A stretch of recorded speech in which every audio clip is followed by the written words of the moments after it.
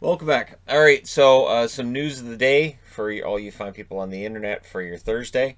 Vitek Vanacek is out injured tonight for the Washington Capitals, so the Zach Fucale is going to make his debut in the National Hockey League against the Detroit Red Wings. So we'll see how things go for him. Of course, Fucale's gone through, I think this is his third organization because he was in Montreal and then he ended up in Vegas. Now he's in the Washington organization. So we'll see. Goaltenders can take longer to develop. And Fucale, who was kind of, forgotten about going into this year, we'll see how he does. His numbers in the AHL have been solid. So we'll see if he can have a good debut tonight and what that might mean for him for the future.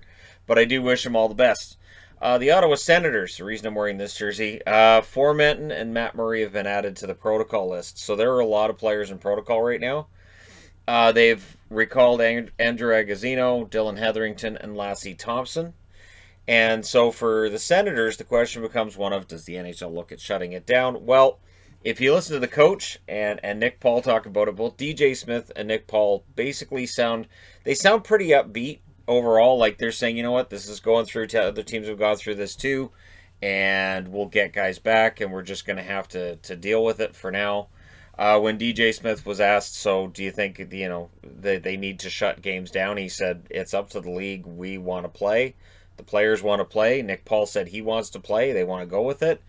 And so, I mean, well, it doesn't necessarily mean that's how they privately feel, but it, all the indicators would seem to be that Ottawa wants to play that game tonight, and they're hoping for a stop to the positive tests. But again, guys being in protocol doesn't necessarily mean a positive test. It can, but it doesn't necessarily mean a positive test. And basically, when the NHL looked at maybe doing away with some of the testing they've been doing, they were told, hey, that's a great opportunity if you want to actually have games get canceled and if you want the Olympics to be in jeopardy. So it stays as is because they want to go to the Olympics and they don't want to have to cancel any games. And so far, we haven't seen anything canceled or anything postponed by more than just that half an hour, that Winnipeg San Jose game. So for Ottawa tonight, they have a lot of motivation against the Kings to go out there and play and do their best. And we'll see how things go.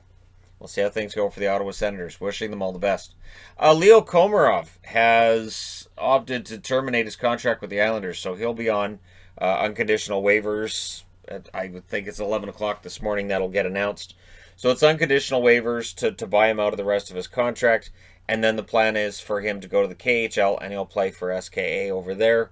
And yeah, we'll see how it goes. Leo Komarov, who's been a good foot soldier for Lou Lamoriello and the New York Islanders, and now he's headed home. And then how much cap space that affords them with him being out of his contract and what the Islanders might do with that, we'll see, right?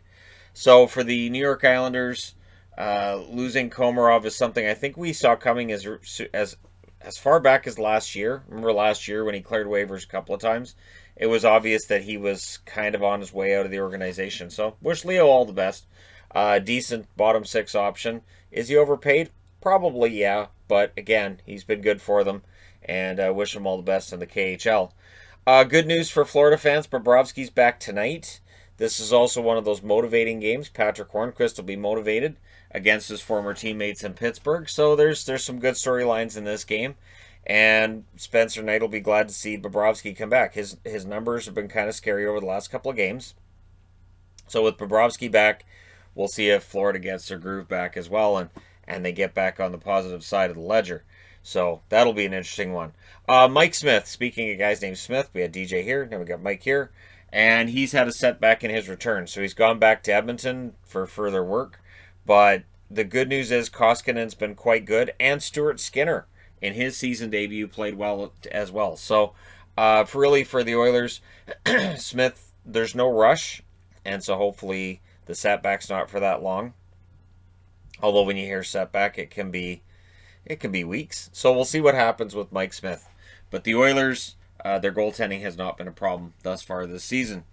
Before the Oilers game against Boston tonight, they're going to celebrate the life of Colby Cave as well. There will be a video package, and his wife will perform the puck drop tonight as well.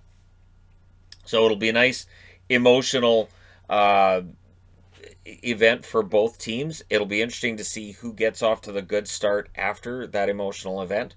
Because it can, in most cases, it may affect the home team, the team that's putting that tribute up. But in this case, both teams you would think would be equally affected by this. So we'll see, right? We'll see which one comes out of the gate faster. Discussion about who's going to take over in Anaheim as general manager. Jeff Solomon, who has been named as the interim GM, he has a chance to stay if he performs well in this job between now and when they plan to finish up the hiring process. He has a chance to stay as GM. And then, of course, you've got your usual suspects, Jim Rutherford and others, who will be attached as potential replacements as the GM. But with Bob Murray out, it does feel like it'll be quite the time for the Ducks. And does this make them better in the short term, in the long term? We'll see. And of course, the whole who's next and who's going to drop next. It is one of those things with the NHL where there's been general managers, there's been coaches who have been, there's various forms of mistreatment of players, of staff, and so we'll see. I don't think that there's anything that's happened so far that shouldn't have happened. So, all the best to Bob Murray in getting himself better. But I understand why the Ducks did what they did. I think that was the right call, and I think him resigning was the right call. And yeah, so we'll see what happens. But let me know your thoughts in the comment section below, as always. Don't forget to hit like and subscribe if you're browsing your way through. You just happened upon this video. Thank you guys so much for watching, for all your support. I will talk to you again soon.